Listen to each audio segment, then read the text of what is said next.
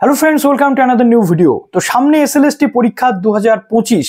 SLST পরীক্ষার জন্য সবাই আমরা ঝাঁপিয়ে প্রস্তুতি নিয়েছি এবং নিয়ে চলেছি ক্রমাগত। কিন্তু বিভিন্ন কোচিং ইনস্টিটিউশনে আমরা পড়ার পাশাপাশি আমাদের নিজেদের কাছে একটা বই থাকাটা কিন্তু জরুরি, যে বইটাতে অধ্যায় ভিত্তিক আলোচনা থাকবে, যে বইটাতে প্রপার এমসিকিউ থাকবে এবং সেই এমসিকিউগুলো যাতে এক্সপ্লেন করা থাকে যে কেন এই উত্তরটা হলো, সেই বিষয়গুলো থাকবে। আজকে ইতিহাস, বিশেষ করে আমার নিজের সাবজেক্ট যেহেতু ইতিহাসের একটি বেস্ট বই এই মুহূর্তে আমাদের ওয়েস্ট বেঙ্গলে কোনটা সেটা নিয়ে ডিসকাস করব। ইউরোপের ইতিহাসের মধ্যে একাধিক ভাগ আছে, ইন্ডিয়ান হিস্ট্রি, ইউরোপিয়ান হিস্ট্রি। তো ইউরোপিয়ান হিস্ট্রির মধ্যে বেস্ট বই কোনটা যদি আপনারা বলেন, তাহলে এই ভিডিওতে তার উত্তর আপনারা পেয়ে যাবেন। সেই প্রশ্নের উত্তর দিতে চলে এলাম। তো যারা নতুন আছেন অবশ্যই চ্যানেলটিকে সাবস্ক্রাইব করে পাশে থাকা বেল আইকনটি ক্লিক করে দিতে একদম ভুলবেন না, যাতে সব তথ্য আপনার টাইম এখান থেকে পেয়ে যান। তো যে বইটা নিয়ে আজকে আমরা ডিসকাস করবো সেটা হচ্ছে এই বইটা, ঠিক আছে, ইউরোপের ইতিহাস, যেটা আসছে বর্ণপরিচয় পাবলিকেশন থেকে, যেটা আমাদের রাজ্যের অন্যতম সেরা একজন ইতিহাসের গবেষক এবং শিক্ষক জগন্নাথ জানা স্যার তার বর্ণপরিচয় পাবলিকেশনের মাধ্যমে এই বইটা সবার কাছে অ্যাভেলেবেল করিয়েছেন। যে বইটা বেশ কিছুদিন আগে ছাত্রছাত্রীদের ডিমান্ডের জন্য এসে গেছে মার্কেটে, কিন্তু তার আনুষ্ঠানিক উদ্বোধন বা আনুষ্ঠানিক প্রকাশের দিন কিন্তু আজকে। বিভিন্ন ক্লাসে, আমি নিজে যেহেতু একজন ইতিহাসের ছাত্র, বিভিন্ন ক্লাসে ইতিহাসের মানে ইউরোপের ইতিহাস যখন আমরা দেখতে চাই বা পড়তে চাই, তখন আমরা দেখি যে 11 বলুন, 12 বলুন, গ্র্যাজুয়েশন বলুন বা মাস্টার্স লেভেল বলুন, ভালো বই ইউরোপের এতগুলো চ্যাপ্টার রয়েছে, এতগুলো বিষয় রয়েছে। একটা ভালো বই প্রত্যেকটা চ্যাপ্টার ওয়াইজ যদি আমরা পেতে চাই, দেখতে পাই যে 400 থেকে 500 পাতার কাছাকাছি কিন্তু একটা বই গিয়ে দাঁড়ায়। কিন্তু এই যে বইটা আমরা আজকে দেখবো, এই বইটা স্যার মাত্র 300 পাতার মধ্যে, প্রায় অলমোস্ট আমরা দেখতে পাচ্ছি 360 পাতার মধ্যে এত সুন্দর করে অর্গানাইজ করে প্রত্যেকটা চ্যাপ্টার ওয়াইজ ব্যাখ্যা, টেক্সট থেকে শুরু করে যদি আমরা দেখি যে অধ্যায় ভিত্তিক আলোচনা যেমনি রয়েছে এই বইটাতে, তেমনি প্রত্যেকটা অধ্যায়ের আলাদা আলাদা এমসিকিউ রয়েছে, সেই এমসিকিউ গুলোর আবার ব্যাখ্যা রয়েছে। এবং এরকম বই আমি এতগুলো বই ঘেটেছি, এরকম বই আমি কিন্তু বিশ্বাস করুন প্রথম দেখলাম আমাদের এই বাংলাতে। অনেক বই বেরোচ্ছে, আগামী দিনেও বেরোবে, বাট এরকম টাইপের বই এই প্রথম আমি দেখলাম। আপনাদের দেখালে আপনারা বুঝতে পারবেন। বেস্ট বই বলতে গেলে ইতিহাসের, ইউরোপের ইতিহাসের উপর। এবং তার সাথে আমরা যদি দেখি তাহলে পুরো প্র্যাকটিস সেট এখানে রয়েছে, প্রচুর প্র্যাকটিস সেট আপনারা পেয়ে যাচ্ছেন। ইউরোপের টোটাল যে সন্ধিগুলো রয়েছে সেগুলো এখানে এক জায়গায় করা হয়েছে। এবং এই বইটির মূল্য আপনারা যদি দেখেন তাহলে দেখবেন 420 টাকা। সেটাকে আপনাদের বাড়িতে জানা স্যারের থ্রু দিয়ে আপনারা সেটা পেয়ে যাবেন 250 টাকাতে। অ্যামাজনের লিঙ্ক আছে, রিটেল মহারাজের ওয়েবসাইটেও আপনারা পেয়ে যাবেন, এবং জানা স্যারের নিজের কাছ থেকেও আপনারা পেয়ে যাবেন 250 রুপিসের মধ্যে। এবং এটা এই মুহূর্তে আপাতত ইউরোপের ইতিহাসের মধ্যে এসএলএসটির জন্য 1 নম্বর বই। এবং খুব শীঘ্রই যদি আমরা দেখি তাহলে স্যারের আরো একটি বই আসতে চলেছে ইন্ডিয়ান হিস্ট্রির ওপর, জ্ঞান শিক্ষা। স্ক্রিনে আপনারা দেখতে পাচ্ছেন এই বইটা খুব তাড়াতাড়ি আসবে, আসলে আমি রিভিউ নিয়ে চলে আসবো। তো এবার আপনাদের একটু আমি অন স্ক্রিন দেখিয়ে দিই যে অ্যাকচুয়ালি এই বইটাতে কি কি ম্যাজিক করা হয়েছে, যেটা আপনাদের জন্য এসএলএসটির জন্য বেস্ট বলে মনে হবে। আজকে আমরা যে বইটা নিয়ে কথা বলবো সেটা হচ্ছে ইউরোপের ইতিহাস, এসএসসি, মাদ্রাসা, সমস্ত সবার জন্য, এবং নিউ সিলেবাস যেটা রয়েছে ইউরোপের ইতিহাসের উপরেই কিন্তু বইটা হতে চলেছে। নবম, দশম, একাদশ, দ্বাদশ শ্রেণীর জন্য এই বইটা 1789 থেকে 1945 পর্যন্ত যে সিলেবাস রয়েছে সেই সিলেবাসটাকে পুরোপুরি মেনটেন করা হয়েছে। দেখো এখানে জগন্নাথ জানা স্যারের যে বই, সেই জন্য জগন্নাথ জানা স্যারের নাম কিন্তু লেখা রয়েছে। এবং আমরা যদি দেখি তাহলে দেখবো যে এই বইটার প্রথম প্রকাশ এবং তার যে সংস্করণ রয়েছে পঞ্চম প্রকাশ 5ই জুন, অর্থাৎ আজকে কিন্তু এই বইটা আনুষ্ঠানিকভাবে প্রকাশ পেতে চলেছে। 420 টাকা দাম, কিন্তু এই বইটা আপনারা বাড়িতে বসে 250 টাকাতে পেয়ে যাবেন। কিভাবে পাবেন সেটা আমি বলে দিচ্ছি। একদম প্রথমে আমরা যদি দেখি তাহলে দেখবো যে কি কি জিনিস এখানে রয়েছে। একদম প্রথমে দেখুন 1789 সালে ফরাসি বিপ্লব ও তার বিভিন্ন দিক, 1 থেকে 30 পেজ।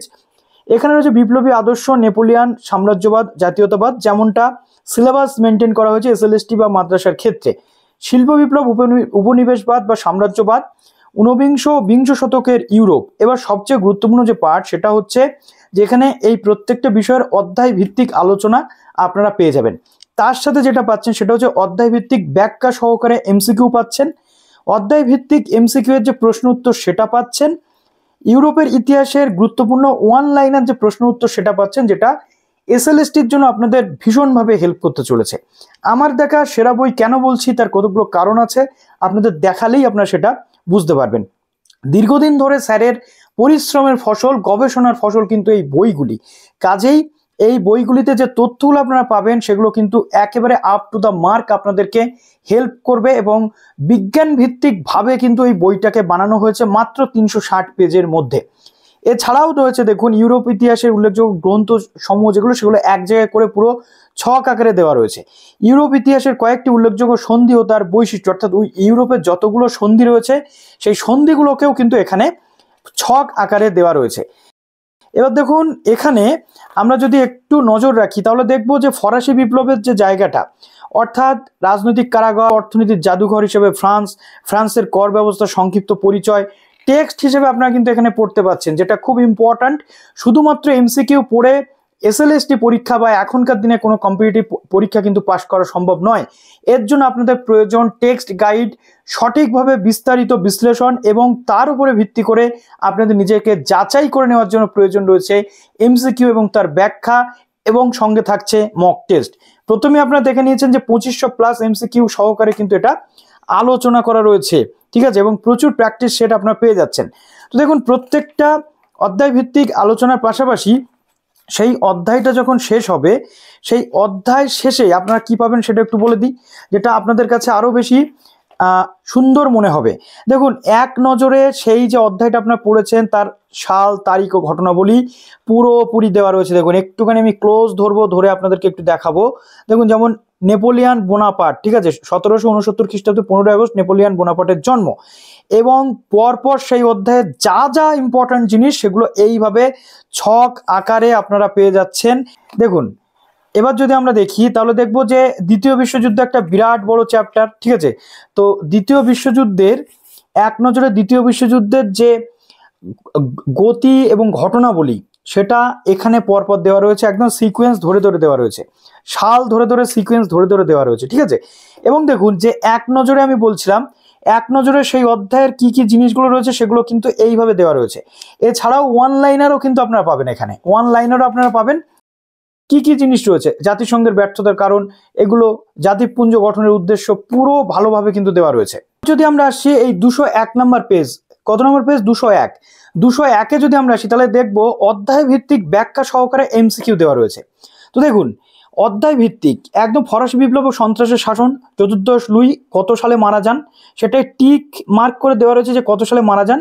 এবার দেখুন এই চতুর্দশ লুই সম্পর্কে এখানে কিন্তু জিনিসটা দেওয়া রয়েছে যে তিনি কে ছিলেন বা কি বৃত্তান্ত, ঠিক আছে। ফরাসি জাতীয় সভার অধিবেশন প্রথম কত সালে হয়? 1789 সালের 5ই মে। এখানে ফরাসি অর্থমন্ত্রী নেকারের নির্দেশে রাজা ষোড়শ লুই 1789 সালের 1 মে স্টেট জেনারেলের আহ্বানে প্রতিশ্রুতি দেন। সেই প্রতিশ্রুতি অনুযায়ী 1789 সালের 5ই মে প্যারিস থেকে 10 মাইল দূরে ভার্সাই নগরীতে 1614 সালে বন্ধ হয়ে যাওয়া ফরাসি জাতীয় সভার অধিবেশন বসেছিল 175 বছর পর, ঠিক আছে।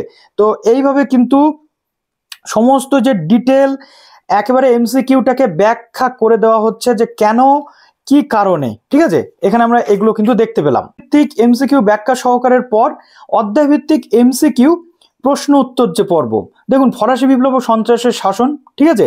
তো এখানে প্রজাপতি রাজা নামে কে পরিচিত ছিলেন, এখানে কি উত্তর হবে সেটা আপনারা বলবেন। তো এইভাবে পুরো অধ্যায় ভিত্তিক এমসিকিউ এবং তার প্রশ্ন উত্তর কিন্তু আমরা পেয়ে যাচ্ছি। অর্থাৎ যা যা প্রয়োজন আছে আপনাদের প্রস্তুতির জন্য এই বইটা কিন্তু আপনাদের সেই প্রস্তুতিটাকে স্ট্রং করে দেবে। এবং যদি আপনারা চান ইতিহাসের বেস্ট কোচিং নিতে, জানা স্যার অলরেডি ব্যাচ কিন্তু শুরু করে দিয়েছেন, আপনারা কিন্তু স্যারের সাথে যোগাযোগ করতে পারেন যদি আপনাদের কোনো সাবজেক্টিভ হেল্প লাগে। দেখুন উত্তরমালাতে এখানে রয়েছে পুরো উত্তরমালা, পরপর কিন্তু আপনারা এখান থেকে পেয়ে যাচ্ছেন, ঠিক আছে। তো ইউরোপ ইতিহাসের গুরুত্বপূর্ণ ওয়ান লাইনার প্রশ্ন উত্তর, ইউরোপ ও বিশ্বের ইতিহাসের গুরুত্বপূর্ণ ঘটনাপঞ্জি, ইউরোপের ইতিহাসে উল্লেখযোগ্য গ্রন্থসমূহ, ইউরোপ ইতিহাসের কয়েকটি উল্লেখযোগ্য সন্ধি ও তার বৈশিষ্ট্য, এইগুলো কিন্তু আমরা এই দিকে পাবো। তো এখানে ইউরোপ ইতিহাসের গুরুত্বপূর্ণ যে ওয়ান লাইনার প্রশ্ন উত্তর, যেমন কে ফ্রান্সকে ভ্রান্ত অর্থনীতির জাদুঘর বলেছেন? অ্যাডাম স্মিথ, ঠিক আছে। এরকম ভাবে ওয়ান লাইনারও কিন্তু পেয়ে যাচ্ছি। তাহলে আমাদের যদি আমরা 1 নম্বরের প্রশ্নের উত্তর চাই সেটাও আমরা এখান থেকে কিন্তু কভার করে নিতে পারবো। চলে এলাম 350 নম্বর পেজ, যেখানে আমরা দেখতে পাচ্ছি ইউরোপ ইতিহাস ও বিশ্ব ইতিহাসের গুরুত্বপূর্ণ ঘটনাপঞ্জি। এখানে বিভিন্ন ঘটনাপঞ্জি এক জায়গাতে ছকে দেওয়া আছে, যেটা এই বইটাকে এবং তোমার প্রস্তুতিটাকে আরও কিন্তু স্ট্রং করে তুলতে পারে। অতএব এই বইটা তোমাদের কাছে থাকাটা একান্ত জরুরি আমার মতে, তার কারণ আমি নিজেও এই বইটা এখন স্টাডি করছি, যাতে হেল্প হচ্ছে, আমার একাধিক ক্ষেত্রে কিন্তু হেল্প হচ্ছে। তো যাতে তোমাদেরও হেল্প হয় তার জন্য এই বইয়ের রিভিউটা আমি নিয়ে আসলাম, এবং এরকম ধরনের বই যদি আরও আমি পাই ইতিহাসের, তাহলে তোমাদের সামনে আমি তার তথ্য নিয়ে চলে আসব। তো তার জন্য আমাদের সাথে জুড়ে থাকতে হবে। ইউরোপের ইতিহাসে উল্লেখযোগ্য গ্রন্থ সমূহ যেগুলো রয়েছে, দেখো ইউরোপের ইতিহাসের মধ্যে কি কি উল্লেখযোগ্য গ্রন্থ সেগুলো এখানে ছক আকারে দেওয়া রয়েছে। এগুলো তোমার প্রস্তুতিকে শুধু নয়, তোমার আত্মবিশ্বাসকে তুঙ্গে পৌঁছে দেবে, এবং যেটা তোমাকে এক্সাম হলে কিন্তু ভীষণভাবে হেল্প করতে চলেছে। কেননা আজকে 2025 সালে এসে যখন আমরা কোনো পরীক্ষা দেব, তার জন্য প্রপার প্রস্তুতি ছাড়া সেই পরীক্ষা কিন্তু তুমি দিতে পারবে না। এবার দেখো ইউরোপ ইতিহাসের কয়েকটি উল্লেখযোগ্য সন্ধি ও তাদের বৈশিষ্ট্য। দেখো অ্যারমিয়েন্সের সন্ধি, প্রেসবার্গের সন্ধি, প্রত্যেকটা সন্ধিগুলোকে একসাথে এখানে ছক আকারে দেওয়া রয়েছে, দেখতেই পাচ্ছ তোমরা, ঠিক আছে। তো তার জন্য এই বইটা অবিলম্বে তোমাদের এক্ষুনি সংগ্রহ করা প্রয়োজন বলে আমি অন্তত মনে করছি, যাতে আমার পাশাপাশি তোমরাও ভালো প্রস্তুতি নিতে পারো এবং তোমরা নিজেরাও একটা ভালো জায়গাতে যেতে পারো। কেননা নোটস থাকবে, স্টাডি মেটেরিয়াল থাকবে, তার পাশে কিন্তু এই ধরনের বইগুলো তোমাদের ভীষণভাবে হেল্প করবে, যাতে তুমি সেলফ স্টাডি করতে করতেও একটা ভালো পজিশনে যেতে পারো। তো এখানে স্যারের নাম্বার আমি দিয়ে রাখলাম, বর্ণপরিচয় পাবলিশার্সের, যদি প্রয়োজন হয় অবশ্যই কথা বলে নিও, এই বইটা কিভাবে সংগ্রহ করবে জানতে পারবে। আর ডেসক্রিপশনে তো আমি লিঙ্ক দিয়ে রাখবো, দুটো লিঙ্ক, অ্যামাজন এবং রিটেল মলেজের যে কোনো জায়গা থেকে তোমরা কিন্তু পারচেস করতে পারো। তো চলো ভিডিওটা এখানে শেষ করলাম, এরপর আবার কোনো নতুন বই এলে অবশ্যই তোমাদের সামনে রিভিউ নিয়ে চলে আসবো। Best of luck.